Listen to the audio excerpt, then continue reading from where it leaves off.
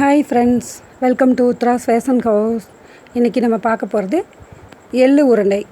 எள்ளு மாவு எப்படி தயார் பண்ணலாம், வீட்டிலையே சுத்தமாக தயார் பண்ணலாங்கிறது பார்க்கலாம். எள்ளில் கால்சியம் சத்து ரொம்ப நிறையா இருக்குது.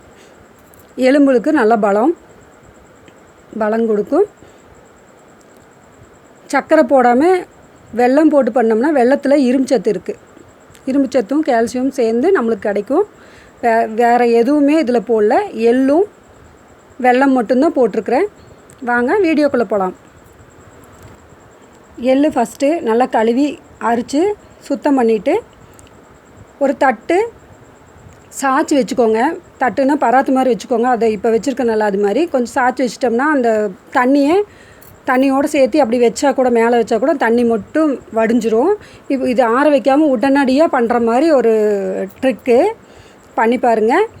மேலால் எடுத்து அப்படியே வடச்சட்டியில் போட்டு ஈரமாகவே எடுத்து வறுக்கலாம். வறுத்தோம்னா ஜடன்னு அது வறுக்கும். வறுத்துட்டு தட்டில் ஆற வச்சுக்கலாம். சரிங்களா? ஆற வச்சுட்டு ஒரு மிக்ஸி ஜாரில் போட்டு நம்ம பொடிச்சிட்டு உருண்டை பிடிக்க வேண்டியது தான். வாங்க எப்படி பண்ணலான்னு பார்க்கலாம். ஃபஸ்ட்டு எள்ளு நல்லா கழுவிட்டு பாருங்கள், தட்டு நல்லா ஓரமாக வச்சு கிராஸாக வச்சு அப்படியே சாய்ச்சி வச்சுட்டு அந்த தண்ணி பூரா வடிஞ்சிருச்சு. அப்புறம் எடுத்து அந்த மேலால் இருக்கிறது ஈரமாக இருக்கிறதே எடுத்து வடச்சட்டியில் போட்டு, இரும்பு வடச்சட்டியாக இருந்தால் ரொம்ப நல்லது. வடச்சட்டியிலையும் அந்த இரும்பு வடச்சட்டியிலும் இரும்பு சத்து கிடைக்கும். அதனால் அதில் வறுத்தோம்னா ரொம்ப நல்லது, கருகாமல் வரும். நல்லா இது வறுக்கும்போது நல்ல மணம் வரும். நல்லா ஜடன்னு வெடிக்கும்போது அந்த மணமும் சேர்ந்து வரும். ரொம்ப நல்லாயிருக்கும். ட்ரை பண்ணி பாருங்கள். நம்ம வீட்டிலே கடையில் வாங்கி கொடுக்குறத விட வீட்டில் செஞ்சோம்னா ரொம்ப நல்லாயிருக்கும். கலப்படம் இல்லாமல் நம்மளே செஞ்சுக்கலாம். ஈஸியான வழி இது. ஃபுல்லாக எப்போவுமே எள்ளு மாவு நான் தான் பண்ணுவேன். இப்போ கடையில் வாங்கவே மாட்டேன், எப்போவுமே வாங்க மாட்டோம். இப்போ இனிமேல் நீங்களும் வெளியில் வாங்க மாட்டீங்கன்னு நினைக்கிறேன். செஞ்சு பார்த்துட்டு எப்படி இருக்குன்னு சொல்லிவிட்டு லைக் பண்ணுங்கள், கமெண்ட் பண்ணுங்கள். மறக்காமல் சப்ஸ்கிரைப் பண்ணிக்கோங்க. ஃபஸ்ட் டைம் பார்க்குறீங்கன்னா சப்ஸ்கிரைப் பண்ணிக்கோங்க. இப்போ பாருங்கள் எப்படி வெடிக்குதுன்னு பாருங்கள். அந்த எள்ளெல்லாம் வெள்ளை ஆயிரும். அந்தளவுக்கு நல்லா பொரிஞ்சிரும். கடுகு பொரியிற மாதிரியே பொரியும். வெளியிலலாம் தெரிக்கும் அந்தளவுக்கு. ஓரளவுக்கு ரொம்ப வெடிக்குதுன்னா சிம்மில் வச்சுக்கலாம். சிம்மில் வச்சுட்டு வறுத்தோம்னா உங்களுக்கு கொஞ்சம் ஓரளவுக்கு கண்ட்ரோல் ஆகும்.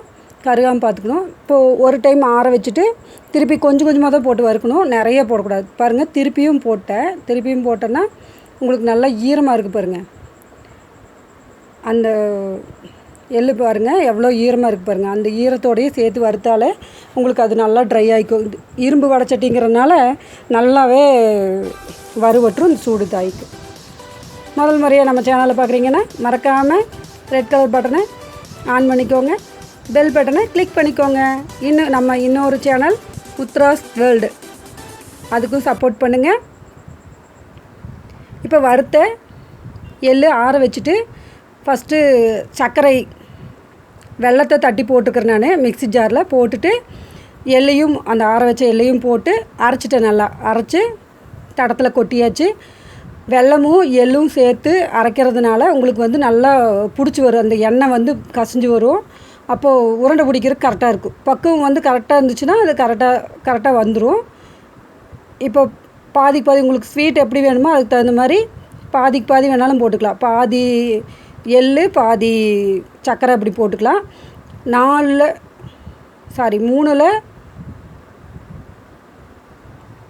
2 பாகம் அந்த மாதிரி அது இது பண்ணிக்கோங்க.